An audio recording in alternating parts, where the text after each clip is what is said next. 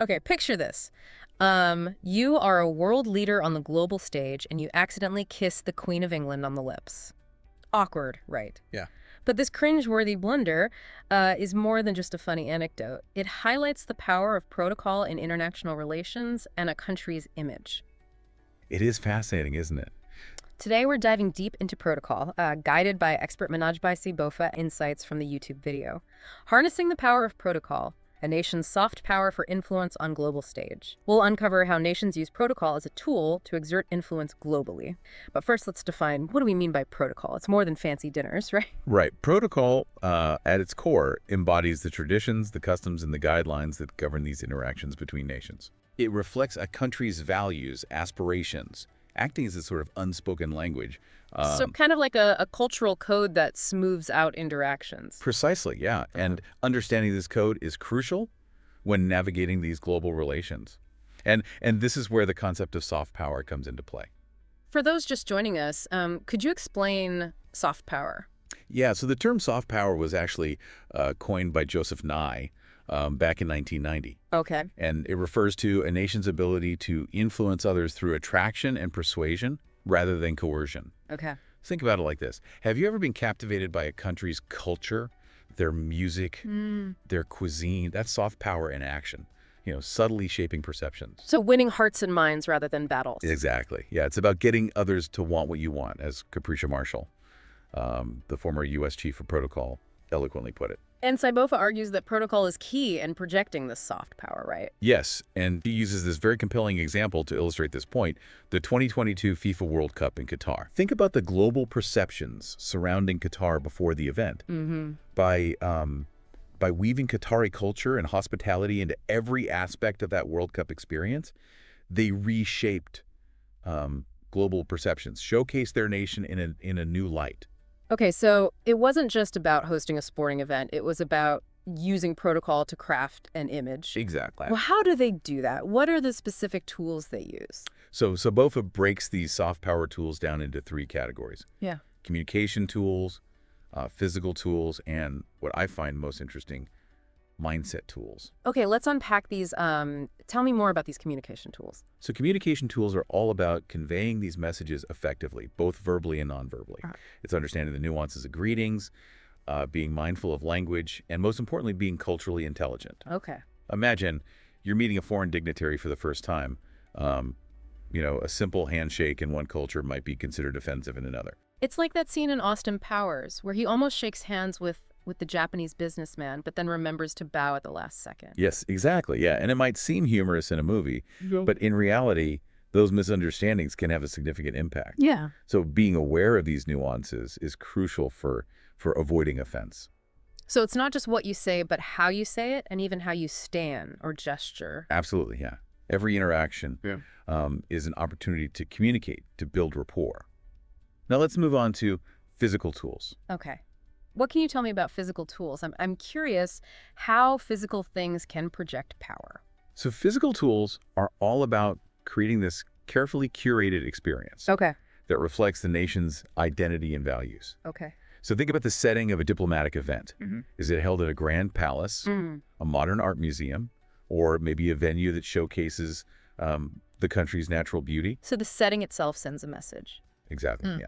Then you have decorations, food served, gifts exchanged, even the dress code. All these elements work together to create this holistic experience that subtly communicates a nation's story. It's fascinating how something as simple as a menu can be used to showcase traditions and heritage. Absolutely, right? And in fact, Seibofa actually talks about the growing importance of food diplomacy, using cuisine as a way to build those relationships. Food has this unique ability to connect people.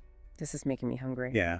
But before we get sidetracked, let's talk about the third category, mindset tools. Yeah. These seem a bit more abstract. They are, but they're just as crucial as the other two. Okay. Mindset tools are all about approaching interactions with the right attitude. Okay. It's about being flexible, demonstrating empathy, and having this genuine interest in understanding other perspectives. Okay. Think about it this way. You can have all the knowledge about protocol in the world, but if you're not approaching interactions with an open mind and a willingness to adapt, it won't be effective. So it's not just knowing the rules, it's about having the right attitude. Exactly. It's about recognizing that there are different ways of doing things. Okay. And that your way isn't necessarily the best way. I see. So it's this combination of knowledge, sensitivity, and humility. Exactly, yeah. And that brings us to a very crucial point. What happens when these efforts go wrong? Ah, yes. The protocol blunders. I was just about to ask about that. Right. We've all seen those awkward moments. Exactly. And as Seibofa points out, these blunders can make headlines, overshadow the message of an event, and can even damage a nation's reputation. So what are some examples of these high-stakes protocol fails? Well, there's this infamous incident of President Jimmy Carter kissing Queen Elizabeth II on the lips during, I think it was his 1977 visit. Yeah, I can only imagine the gasps in the room when that happened. It goes to show that even seasoned politicians can make these gaffes. Absolutely, yeah, and those gaffes can have lasting repercussions. Seibofa also discusses some missteps during Nigerian President Muhammadu Buhari's tenure. What happened there? Well, during the 2016 budget presentation, Buhari skipped over key figures in the established order of precedence, like bypassing the Senate President and the Speaker of the House of Representatives. So how significant is it to deviate from the order of precedence like that? So in a diplomatic setting, it can be perceived as a sign of disrespect. Okay. The order of precedence is this hierarchical structure that dictates the order in which individuals should be acknowledged. Mm-hmm. It's about recognizing each person's rank and status. Okay. To disregard that order, even unintentionally, can be interpreted as a deliberate snub. So it's like accidentally seating your boss's boss at the kids' table during Thanksgiving dinner. Exactly. Exactly. It sends the wrong message. Okay, what other protocol blunders did he make? Well, there was also the time he publicly labeled Nigerian youth as lazy during a trip abroad. Oh. It overshadowed any positive aspects of the trip. Yeah. And sparked a lot of controversy, highlighting the need for careful consideration of language when representing your nation. Yeah. It's a good reminder that every word carries weight when you're a public figure. All right. And speaking of overshadowing important events, let's rewind a bit and revisit that Carter and Queen Elizabeth incident. I can't imagine the Queen was thrilled about that. Certainly wasn't your typical greeting. Yeah. It just goes to show even the most experienced politicians can make these blunders, and those blunders can have a lasting impact. Yeah, it's a good reminder for all of us, even if we're not hobnobbing with royalty, that norms and expectations vary widely around the world. Yeah. What might be a friendly gesture in one culture could be perceived as completely inappropriate in another. Precisely, yeah. And that's why it's so important to be mindful, to do your research, and to approach interactions with a sense of humility. So protocol isn't just about avoiding moments, it's about building bridges and creating a more harmonious world. Beautifully said. And it's something we can all contribute to. Speaking of contributing, Seibofa also talks about this dramatic incident that took place during a swearing-in ceremony. Oh, yeah, the inauguration of Anambra State Governor Charles Soludo. Imagine a ceremony designed to symbolize this peaceful transition of power turning into this chaotic scene. What happened? Fill me in. A very public quarrel erupted between the wife of the outgoing governor and the wife of the late Biafran leader, Chukwuemeka Odumegwu Ojukwu. Okay. It's a stark reminder that protocol isn't just about following rules. It's about managing human emotions and navigating complex dynamics. It sounds like a scene straight out of a political drama. Yes. It's a reminder that even with meticulous planning, these unexpected events can occur. Exactly, yeah. It's about staying calm, de-escalating conflict, and finding ways to redirect the focus. So it seems like expertise requires this blend of diplomacy, cultural intelligence, and a bit of crisis management thrown in for good measure. I couldn't agree more. It's a fascinating field, and it plays a crucial role in shaping events and perceptions. I think that's a perfect point to pause for now. We've covered a lot of ground, exploring the power of protocol, the importance of soft power, and the consequences when things go wrong. But there's so much more to unpack, and we'll continue our deep dive after a short break. Every environment has its own protocol. For every environment, there is an established protocol. You fight the protocol of an environment, the environment will fight you back.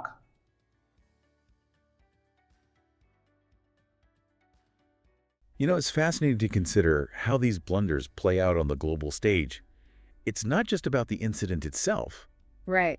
but the impact it has on a nation's image and its reputation. Right, it becomes this media spectacle overshadowing the important issues. Exactly. It's like this juicy piece of red meat for the press, as Capricia Marshall put it. Yeah. Suddenly, the headlines are all about that awkward handshake Yeah. or the mispronounced name instead of the important diplomatic discussions. Yeah, it seems like these seemingly minor missteps can actually reveal these underlying tensions or a lack of attention to detail. Precisely. And take, for example, the incidents we were discussing earlier during President Buhari's time. Yeah. Skipping over those key figures in the order of precedence might seem like a small oversight, but it sends a very clear message. Right.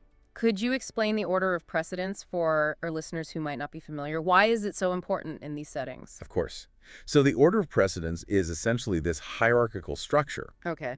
that dictates the order in which individuals should be addressed or acknowledged during events. Okay. It's a way of recognizing each person's rank and status within a particular context. Okay.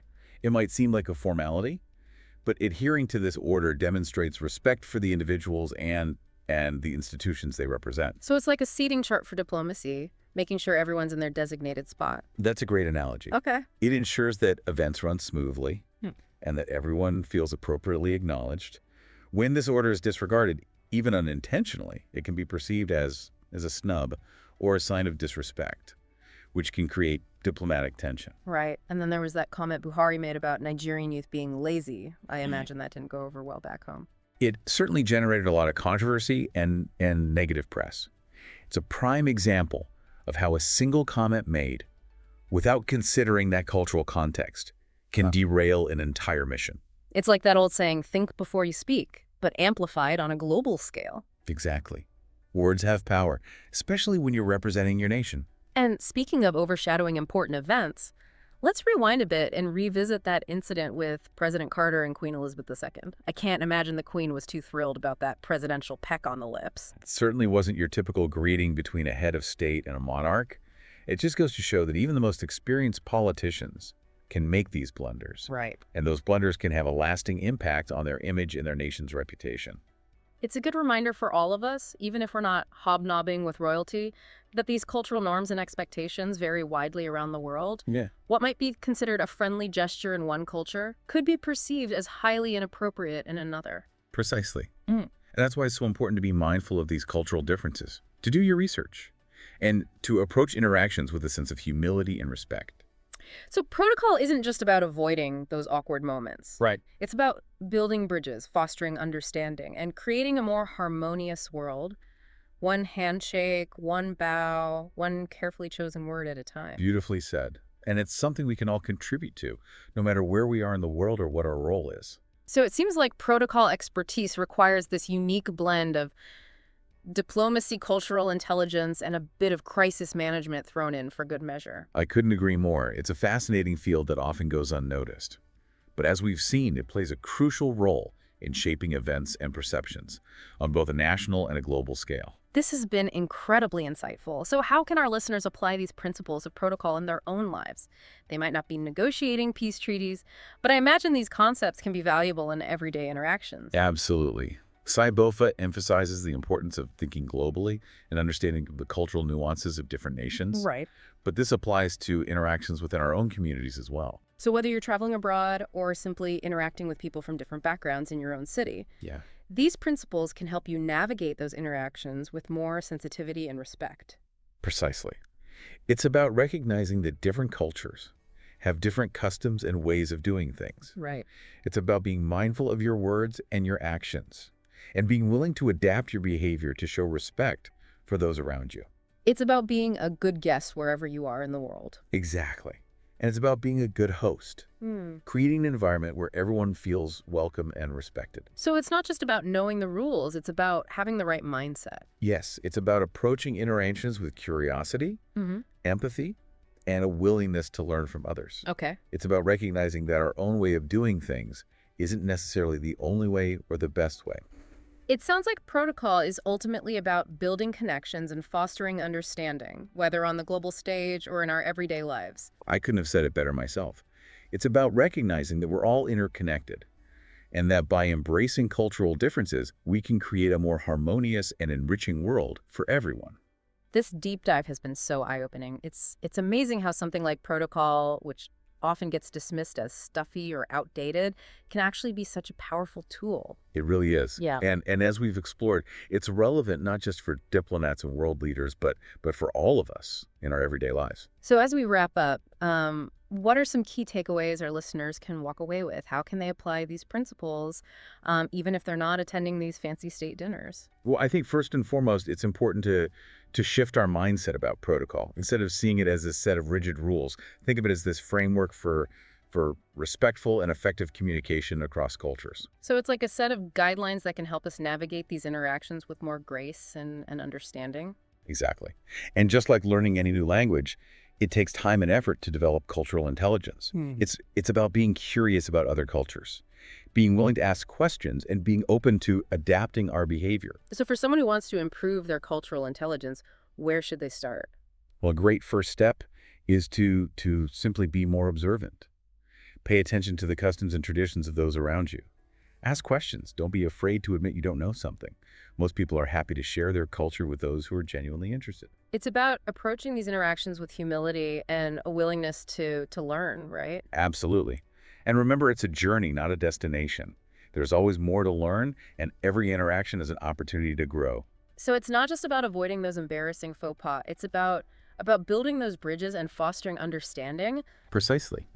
And those connections, whether they're formed across continents or across the dinner table, are what make life richer and more meaningful. I think that's a beautiful sentiment. To end on, protocol isn't just about rules and formalities. It's about connecting with others, respecting differences, and creating a more harmonious world. Beautifully said. Yeah. And I think Seibofa would agree.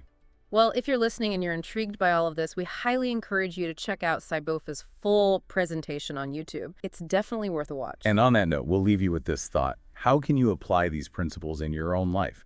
Whether it's in your interactions with colleagues, your travels abroad, or even just in everyday conversations with friends and family. Food for thought, indeed. Yeah. Until next time, keep diving deep, stay curious, and remember, a little bit of protocol can go a long way in making the world a more connected and understanding place.